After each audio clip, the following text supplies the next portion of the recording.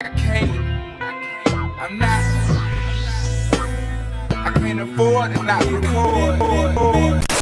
Welcome to season 6 of the Be Your Own Kind podcast, where we believe that you deserve the space to just be. I'm so excited to share another season with you, packed with fresh perspectives, practical tools, and inspiration to enhance your already amazing self. I hope you enjoy the new content just as much as I've loved bringing it to you. Stay inspired and always remember to be your own kind. Hey, Cristie, how are you today? I'm great, Nita. Thanks for having me. Yes, thanks for being here. I am so intrigued to get into relationships. The funny thing is, I went from rarely getting interviews about from relationship experts to now I'm getting a lot of them, so I'm loving it. Because I mean, relationships are a huge part of our life, right? Like we have relationship with everything and everyone, So it's It's important to learn how to navigate. it's so true. And I talk to a lot of people about marriage, but we have a lot more important relationships in our life than just a marriage situation. And now we've got holidays coming up, right? And we're going to have to be around all the relationships, some of them easier than others. Right. So you have that. Then there's that relationship with food. If you're trying to, Oh, maintain your health, it's just a relationship with absolutely everything. it's But true. today we're gonna focus on marriage, which is exciting. So how long you been married? Tell me a little bit about yourself. Yeah, I'm Cristie Cerniglia. I live in Lexington, Kentucky. Rusty and I just celebrated our 30th anniversary in May. I can't believe it. Congratulations. I'm only 32, so I don't recommend getting married that young, but sometimes you can pull it off. I don't know. We have 4 kids, 3 Mhm. daughters, and a son as our youngest. And our oldest daughter is married with 3 kids. So we have 3 grandkids. Wow, the generation is just generating, huh? They're multiplying. That's what we just had pictures taken the other night. And they Mhm. have 3 babies. And my friend said, "Oh, those are gorgeous. You should have that printed like above your mantle." And I was like, "Girl, it's temporary. By the time I get it printed and up, she'll have another one." You got to Yeah, hold let's on just hold off. loosely. Right. So Yeah. tell us a little bit about what you do and about your journey. Like what led you to focus on like marriage and relationships? Yeah. Oh, thanks for asking. Yeah. When I was a senior in high school, my parents got divorced out of the clear blue sky. It was Mhm. a big, shocking moment. Until that point, we actually had people who made fun of our family and called us like "Leave It to Beaver" because everything just seemed really perfect at our house. My mom was a stay-at-home mom and she loved to cook and bake. My dad went off to work and they were very, very happy together. And that's why it was such a shock, not just to the outsiders, but to my brother and I, when my dad came home one day and said, "I'm leaving." And so initially, his story was that he just wasn't happy and he was leaving. Later, we found out there was another woman he was leaving for. But the point is, it was very painful. I was 17 years old. My older brother was away at college, so I was all alone to deal with this. My mom was a basket case. She was crying all the time, all day, which was completely out of the ordinary. So I really went from this, leave it to beaver kind of family and childhood to this mess just overnight. And so quickly after that, my mom decided that she and I would move. So I had to change schools. I ended up going to a different high school every year, freshman, sophomore, junior, senior. It was a nightmare. Oh. So I've always been passionate about marriage. And for a while, that looked like I'm never going to get married. And I said that for several years after the divorce. I said, "I'm never going to get married. Why would I do that? So that after 21 years, when I've got kids and all this stuff, my husband can just leave me for another woman? Forget it." And so I had a whole lot of fear, a whole lot of hurt built up in there. And I just thought, this is a joke. It just doesn't work, you know? Well, along came my husband. And I fell for it just like everybody else, right? Yeah. So we've been married 30 years, but about 3 years ago, there was a few little rocky places in our relationship that weren't going away. I was reading books. We went to counseling. We were going to conferences. We were just doing all the things that we knew to do.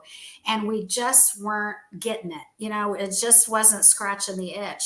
And so I saw a woman named Laura Doyle on Facebook, and she was offering a free 5-day challenge. And I said, sure, free is my price range. I'm going for it. So I did that 5-day challenge, and I learned so much. And it was information that was not what I had been reading in these other books or at the conferences and things like that. And so I was very intrigued. I went out and bought her book, read the book. I started to implement the things that I saw in there, and I saw results. I saw my husband responding differently to me. And I began to recognize the things that I was doing that was causing some of our problems. And here, all that time, I had been thinking, it's him. It's him. I'm great. He's the problem, right? And so I reached out. I started, my research and everything, and found out that she actually had a coaching program that went along with the book. And I hired a coach. I invested in myself, which was really hard to do, but it really took me to that next level from what I was able to do on my own from just reading the book. And the moment I had my first call with that coach, I said, that's what I want to do. I want to help women the way she's helping me. I just was so inspired by the whole coaching way. And so I did 6 months of coaching with her. I made a lot of great changes in my marriage and changes in other important relationships in my life. And I said, sign me up for the coach training. Wow. So it's like you searching for answers, and not only did you find the answer you were looking for, you also found a purpose in that as well. It's so true. Yeah, because I have been at home for 20 years homeschooling kids. And I did not know that that was going to end, but the Lord knew it was going to end. And so this year is the first year that I'm not teaching anybody. My son decided to go to public school for his freshman year of high school. And so I've got this time on my hands, and the Lord took me through that coaching program, and now I'm ready, and I do have a purpose, and I feel so good to be able to help other women the way I was helped with these skills. I love that. So were you an at-home mom similar to your mom? Yeah, but I said I never would be. I said I'm never going to do I that. just noticed that. So did you have the fear in the back of your mind when you first married that your story would match your mom's? I did so much. In fact, I made it my mission to finish college and get my degree and get a high paying job. And when my husband and I got married, I made more money than he did. And I thought I will never stay at home because I'm always going to have my own money and I'm always going to be independent. Nobody's going to, mess me up. But you know what happened about 4 years after we got married? The Lord reached out and saved me. I hadn't known him before. And one of the first things he asked for me to do, I was pregnant with our first child. And I just sensed him clearly saying, I want you to be at home and raise your baby. It took me a long time. She was 3 years old before I finally quit. But I'm hard-headed now. I'm telling you, I'm hard-headed. You're not alone. You are not alone, Cristie. You are not. I did it. I came home, and it was a great decision for me, and it's been the joy of my life. And I feel like it squashes a fear, right? Because I had to learn to trust the Lord instead of trusting my husband. God said, don't trust him, trust me. I said, okay, that seems a little more reliable.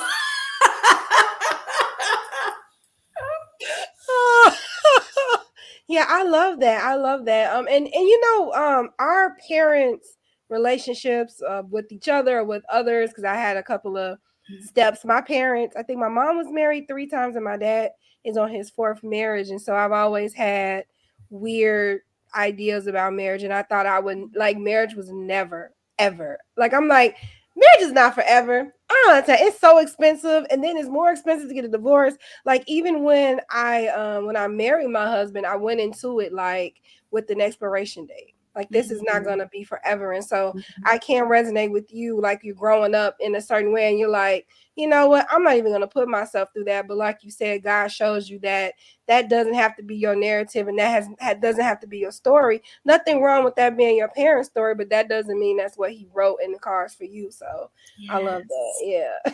Yes, me too. We can have a different way. Yeah. And um we can continue no matter what happens. We can overcome. Right. So yeah, there's hope. Yeah.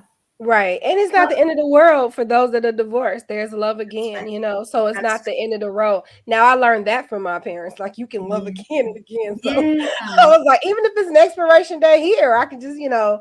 So Yeah. they're definitely romantics. And so reviving love, like what are your top 3 tips for couples looking to revive their relationships? Yeah. Okay. Top three. Let's see. Um, well, the first thing that I talk to every woman who comes to me for coaching, the first thing I talk to her about is self care.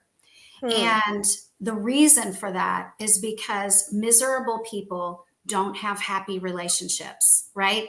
It just doesn't make sense. We have to be happy first in order to create a happy atmosphere and relationship. And so, what I find is that so many women are so worn out and so overworked and tired, and they've got 25 plates spinning in the air, and they're not taking care of themselves, and they're not doing anything just for their own pleasure and fun. And so we've got to get them happy first. Otherwise, if we aren't happy, we start looking to the people around us. Are you going to make me happy? Are you going to make me happy? And then we're needy. And that just doesn't make for the magnetic kind of relationship that I want women to experience, right? I Right. want their man to be magnetized to them just like when you first got together, right? We didn't have to ask our husbands to kiss us or to come close when we were first together. No, they wanted to be right with us, right? Right. And so I think we can get back to that place. But first, we've got to take care of ourselves, and we've got to make sure that we're doing things each day just for our own fun, just to bring a smile to our own face and take responsibility for my happiness instead of waiting around for him to Hmm. make me happy. Because then guess where I end up? I end up resentful. My experience is resentment will poison your marriage. Yes. Yes, and it seeps into like it creeps up on you. You don't even Yeah. know it's resentment. You Oh, don't yeah. even know what the feeling is and why you're mad because everything on the outside is looking fine, but you just eyeing your husband like, you don't even know why, and I feel like we just put these when we, at least for myself, when I first was married, I'm like, oh, my hero is going to save me from everything. He's going to heal me from everything. What a huge responsibility to put on a human being that needs his own rescuing. Yeah. We are supposed to help each other and not rescue each other, but sharpen each other and encourage each other while we're on our individual and collective duties. And I mean, I probably learned that like 5-6 years into my marriage. But so the first, you can just imagine how much weight was on him because I was looking for him to just save me from everything. And that's impossible for a human being to do. That's so true. How long have you been married now? It's 14 years this year. Good for you. Thank, Congratulations. thank you. Yeah. The second tip that I would give would have to do with gratitude. Hmm. I just think that all of us like to be recognized for our contributions. Hmm. And sometimes we neglect doing that, especially with the people that we love the most. And so I was noticing today, my husband texted me and said, I'm on my way to pick up our son from school. And I texted back, thank you, and smiley faces and all this kind of stuff. You know what? A couple of years ago, I would not have said thank you. I would have thought, well, yeah. Go get You're him. supposed to do that, right? Yeah, yeah. And I had an attitude about it. Like, well, I do this and I do this and I do this and I do this and I do this. Go on, get him, But my viewpoint and my perspective has shifted. And now I see that and I go, thank you, Yeah. thank you. And we need to be aware of the ways that our husbands are making our lives easier and better, right? If he wasn't here, I would be picking up my son from school. I would be mowing the lawn. I would be paying all the bills. I would be all of these things. And so, even if our husbands aren't doing the whole list of what we would love for them to do, let's thank them and let's be grateful for the pieces they are doing. And maybe when we start recognizing that, they will show up for more, right? Because Yeah. you enjoy that. And guess what else? It really puts out the atmosphere of gratitude into your home. So I find that my kids are more grateful. My husband comes back with gratitude for me. And so it just sets the whole tone of the house with gratitude. It's really nice. Yeah, I agree with that because it's a lot of things when you're in a marriage that you never have to think about because your spouse is doing it. And I feel like, once again, with the resentment, if you're only stuck on your list, you're going to always, I don't know if it's human nature where we always just measure we're doing more than the other person, Yes. Always. I'm doing the most and he just got it easy. Husbands, the first of all, husbands are like the head of the household and they got to answer to God all the time. That's hard within itself. But then to do all the human, like the humanly things and stuff like pumping gas. I had to pump gas one day. Cristie, when I say it was like I never pumped gas before. Gas everywhere. I called my husband in tears. I'm like, I hate gas. He was like, what happened? I'm like, because you didn't put the gas. And stuff like and stuff like that make you realize like I'm complaining because he's not doing this thing that's not necessary. It's just something I personally need. It will personally want because who I am. But these little things I never have to think to do that I've actually forgot how to do because this person has been doing this for me for years. So now when he goes to the gas station, I'm like, thank you so, like, I can't tell you how grateful I am Yeah. when he fill up the tank. I love that. I love that story. Yeah, so it makes you appreciative and I think that's always good. It's good for him, but it's also good for us, right? To have Yeah. that. So one time, this has been a year or two ago, I like to write on my bathroom mirror with dry erase marker. I don't know if you've ever done that. It comes off real easy. And so at the top on his side of the mirror, I wrote, I love you because. And then every morning I would write one thing up there. And I did it till I got all the way down to the bottom. Every one of them was different. And so it forced me every day to think of something which was good for me to put me into a place of, wow, he is really great. It was good for him because he saw that every day and it built him up. Guess what? It was good for our kids too. Our kids came in there and they saw that. And that feels good and gives them that security. So yeah, that was a really great exercise. So I would recommend that to any wives that maybe are struggling because what I have found is that what I focus on increases. Hmm. So if I tell you a story about something that made me really mad, I'm likely to get more and more angry as I tell you the story, right? Because I'm Right. focusing on it and I just get fired up, right? Right. Well, I could just as easily tell you a story about something wonderful that my husband did and what a great man he is. And I could increase and blow that up too. Right. And so sometimes I would just get in a bad position of thinking about the things that he wasn't doing or the things that he was doing that were driving me nuts. Right. Yeah. And if I allow that to grow and expand, then what's my attitude when he comes through the door is like, ooh. Right. Or you meet them with a list of things like, and who wants to hear that every day when they walk through the door? Right. I wouldn't. Right. And so you know what happens then, Nita, when we come across that way and we grow that heart and that attitude, they start to avoid. And Mm-hmm. so that's when, oh, they're out playing golf or they're working late every day, or they're in the basement playing video games, or they're out with their friends, whatever they're doing. So many of the women who come to me for help say, I never see my husband. He's always here and there and everywhere. And we don't recognize that he's avoiding the pain and the bristly porcupine that we maybe have become. Yeah. And so we've really got to turn things around when I take care of myself and I do my self care and I show up with gratitude and I focus on the good things.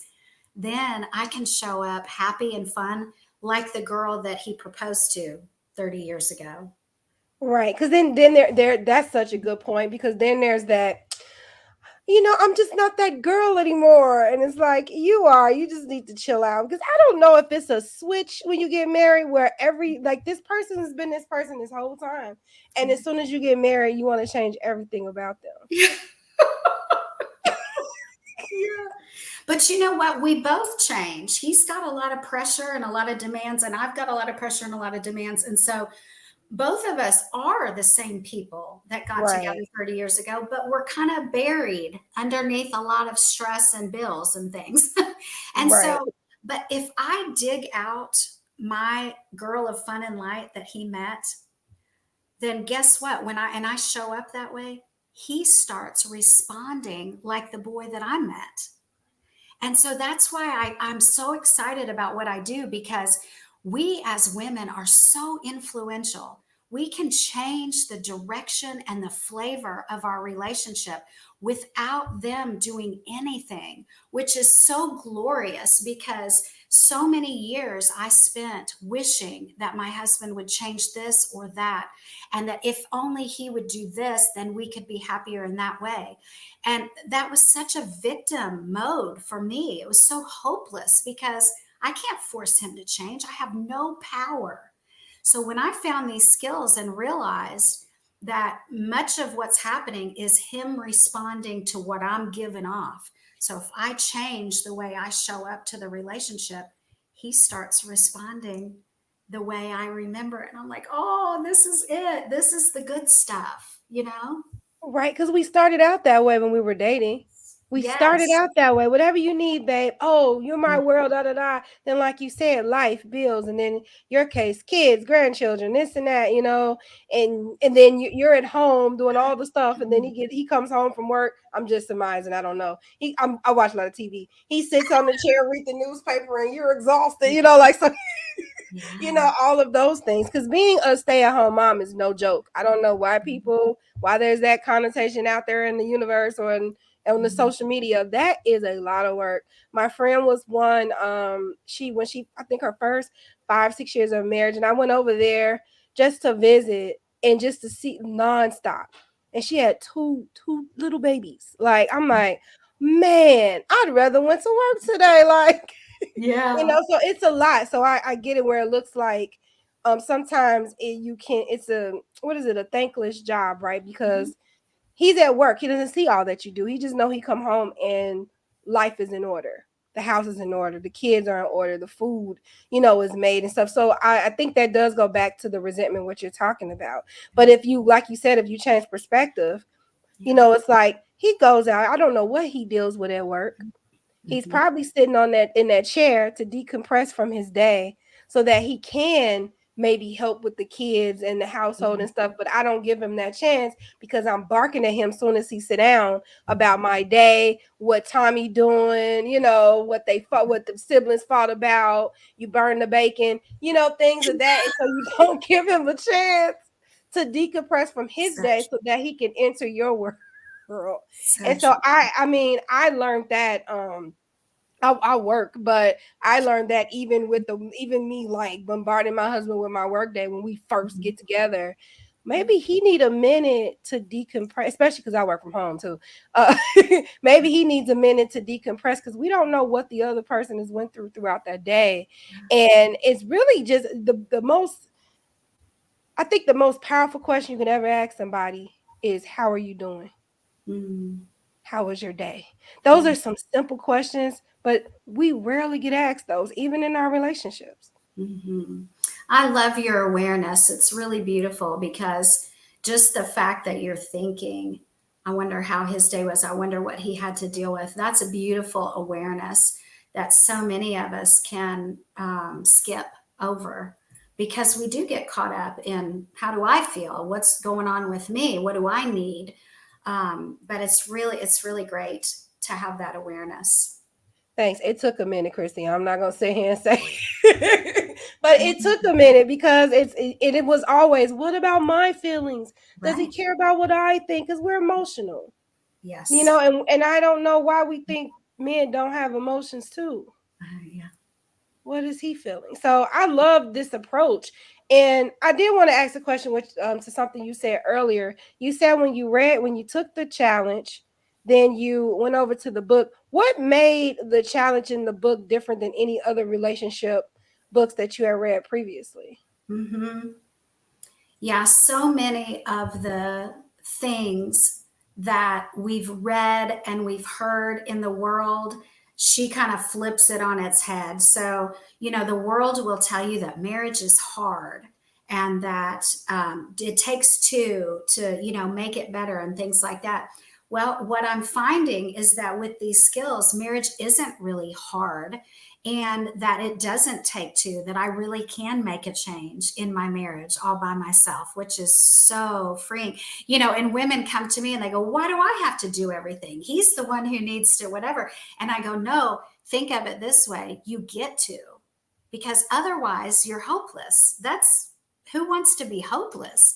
This empowers you and gives you a way to make things better. Now, I can't guarantee how your husband is going to respond. I just know that the vast majority of relationships that I have witnessed walk through these skills in this program improve greatly, because there is a way to show up that he really responds to, and it's amazing. The other thing I thought was really strange was the idea of communication. I had grown up thinking, yes, communication is key to the marriage and more is better, right? And Hmm. so I just all over the place, right? Well, guess what? There can be too much. And I was the poster child for too much communication. Like, everything that comes into Cristie's mind does not need to be said, right? I don't have to have an opinion about every single thing. Sometimes my husband just wants me to listen to him. And so one of my favorite cheat phrases is, I hear you. Hmm. It's just, I hear you. I'm not agreeing, I'm not disagreeing, and I'm not giving an opinion or help or trying to teach him something as if he's below me. I'm just bearing witness to what he's saying. And I don't know if you've ever had that experience or not. My husband runs a roofing company. Mhm. How much do you think I know about roofing? About, yeah. But you can't believe it. I was constantly giving advice. I was constantly having opinions. Well, you should tell them blah, blah, blah, and you should handle it this way. And I just was so blind to the fact that I was being disrespectful. I was not showing him that I trust you. I think you're smart. I think you're capable. Those are the things that communicate respect to our men. And they want respect more than they want love. And when I met my husband, I thought he was the smartest, most capable, just wonderful man that ever was. And somewhere along the line, I think I lost that, and I started believing that I was the smartest person in the room. Ooh. And it wasn't good for my marriage. And so when I learned to just listen and say, I hear you, and then say things like, I know you're going to figure that out. You're really smart and capable. I trust you to do the best thing. And you've made decisions like this in the past and they've always turned out well. And it's all true. It's all true. And so when I started doing that, I became a safe space to talk and share. And what we want? We want them to open up and talk more.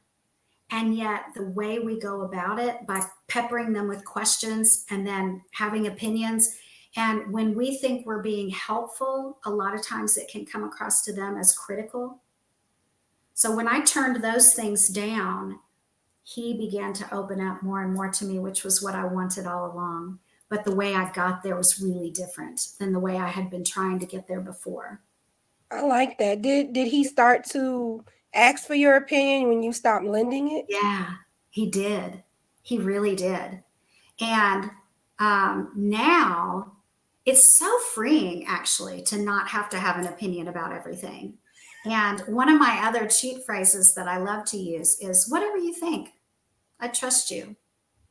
And it's so beautiful not to have to be in the mix of every single thing. I was exhausted all the time. Now I feel, like just taken care of and adored. So he did start asking my opinion. And sometimes I'll give it. But most of the time now, I enjoy not having to give it. And I'll say, oh, you've got this. You know what you're doing. Okay, Cristie and the soft life.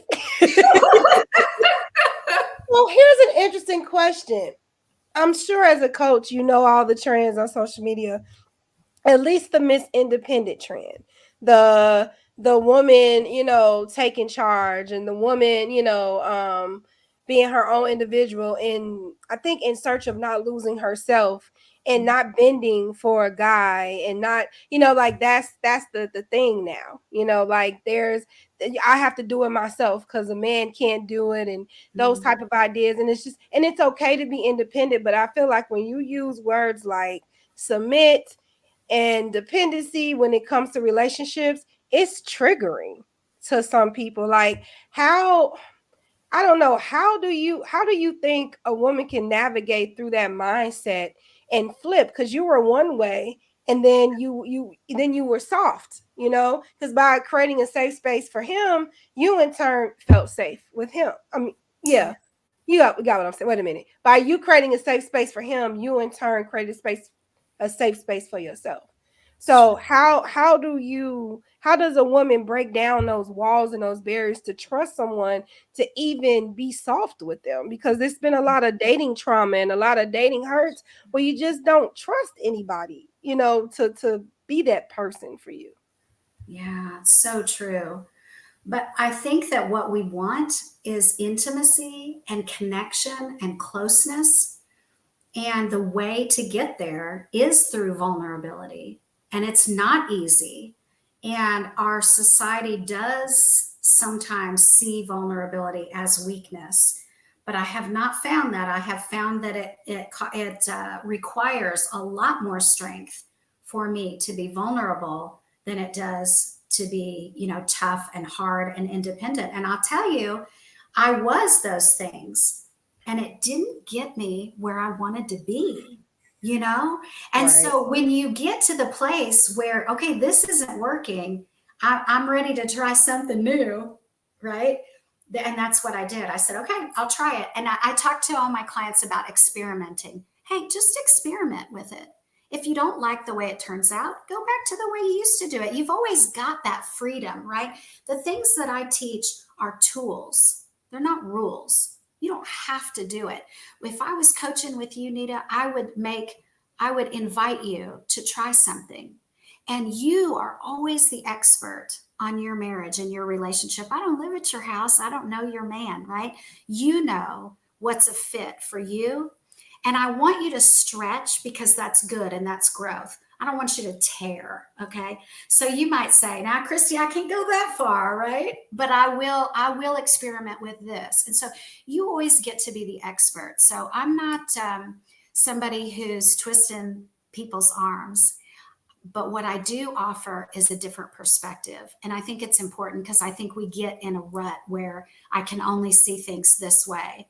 And if we just shifted one little clink, we would see it in a different way and be like, oh, okay, maybe I could try that, And And it doesn't hurt to try something new, because what you're doing clearly isn't working.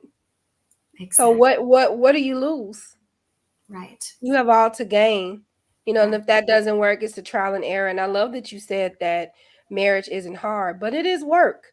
Yeah. And Well, you we have need to to be be intentional. Yeah. If Yeah. we're not growing it, it's probably sliding backwards. But that's the way with everything, right? If you're not working on growing your business, it's probably sliding backward. If Right. you're not, learning and reading and studying, you're probably getting dumber.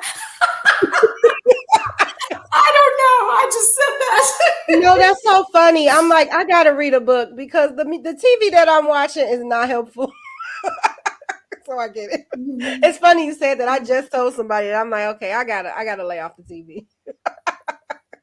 Yeah. But yeah, you're right. Anything you do, you have to work at it. And I think people view work as hard or laborious. It's like, no, it's you just gotta put some effort into it. And if you want something to work, is that that makes sense, right? Yeah, it is so worth it. And I just think, what would you rather invest in? I mean, your marriage, your family, yourself for sure. I mean, every woman I work with, whether her marriage, I mean, some of them don't make it, right? You can't, I Mhm. mean, some of them don't make it. But that woman always feels like she's walking away as her best self. And she feels like she's shown up as a dignified, skilled woman who did everything in her power. And that feels good. I love that. I love that. So you only work with wives? Hmm. Well, Okay. not I only work with women. I will Women? work Okay. with a single woman. In fact, I'm coaching a single woman right now in her relationship. But I've worked with women on mother-in-law issues, Oh, coworker issues. It doesn't matter. Whatever the tricky relationship is, these skills will work. I love this. I love this. So I know I talked about the independent woman trend, but what trends do you see emerging in relationship dynamics in the coming years? Hmm. Well, what I'm seeing now that makes me kind of sad is people not getting married. And I do think there's a certain safety and security that comes from marriage that you can't find any other way. And and like you were saying before, we all have fear based on what we've seen, what we've lived through. And it's difficult to get vulnerable and to trust someone with your whole heart and your whole mind and your whole life. And so I think the marriage covenant is the best way to have that kind of trust and safety to do that kind of open, connected, intimate relationship. And so it makes me sad to see couples not doing that because I just think it it puts maybe especially the woman in an insecure position where she never quite feels like she can give it all. And I just don't think you can have as deep of a relationship without that commitment. Hmm. Yeah, I think people feel like, well, we don't need the piece of paper, but it's a Yeah. spiritual connection when you get married. So you're right about that. Yeah, you're right about that. Um, so what do you got going on in the future? Like, what can we look forward to from you? Oh, I love to speak. If anybody listening has a women's event coming up and they need a speaker, I would love to come and talk about relationships and how to have great relationships. Some people think since I'm a relationship coach that I just want everybody to stay married no matter how miserable they are. I'm like, no, I want marriages to thrive. I want the kids, the generations coming behind us to say, yes, I want to get married because look at them, and not like you and I where we're like, right? Right. So I want us to thrive in marriage. And so I will be speaking, I will be teaching online. I have a private Facebook group for women, and my website is just relationshipswithamap.com. I run workshops from time to time, and I love to coach one on one. So I would love to hear from any of your listeners that just want to ask some questions, maybe hop on a phone call with me and see how I can support them. I love that. I love that. You kind of answered the backup question. How can people contact you? Yeah. You got it. So here on BYOK, we have a signature question, and that question is: if you could describe yourself in one word, what would it be and why? Spunky. I like I that. would say spunky. I think spunky. gives me the feeling of fun and good humor, which I love to laugh, and energetic. And I think those are some of the qualities that I enjoy. I can see that. You do have a really sweet spirit. I love the concept of just changing your attitude and then changing your life. My pastor said that all the time as a kid, and I unfortunately I just got it at 41. But it's like you're right. Like when you change your perspective and the energy you put out, you get that back. You know what I'm saying? And so I love the whole. I'm not gonna try to change him. I'm gonna change me. Mhm. Well, think of how frustrating it is. I tell people it's like sitting in traffic. You can be angry that there's that much traffic, but it doesn't change anything. Right. So you might as well choose to make a phone call or listen to some great music or turn on a podcast and enjoy that time because you have no control. And so we need to recognize that the only person I can control is me. Hmm. And so anytime I'm putting energy out there of trying to control somebody else, all I'm doing is just spinning my wheels. It's worthless. I agree with that. I agree with that. I agree with that because I feel like most of the things we try to control, we can't. We If don't it's have that outside of much you, control. no, we just can't. Like lives, but how you think and how you handle it matters 100% of how you Amen. get through it. Yeah. Yeah. Well, Cristie, thank you so much for your time and your insight. Wow, this was a different perspective. I'm so glad. I'm so glad. I really enjoyed talking with you. Yes, same here. Hey, ladies, if you're listening to this, I hope you grab something from this. And if you have more questions for Cristie, please contact her because it is important to know the power that you have within yourself to change your situations around you. We don't Yes. have to look for somebody else to change, it could just be us that do the changing. So, Yes. thank you for that perspective because that's power. That's powerful right there. And anything else you want to add before we close out? I just love that you just said that. That was beautiful. Yeah. Yeah. You can change your life. Amen. Yeah. You can be happy. Nobody can stop you. I love that. I love that. And listeners, be sure to be kind to yourself, to your mates, and don't forget to be kind to each other. And until next time, don't forget, remember to be your own kind. Mhm. Bye.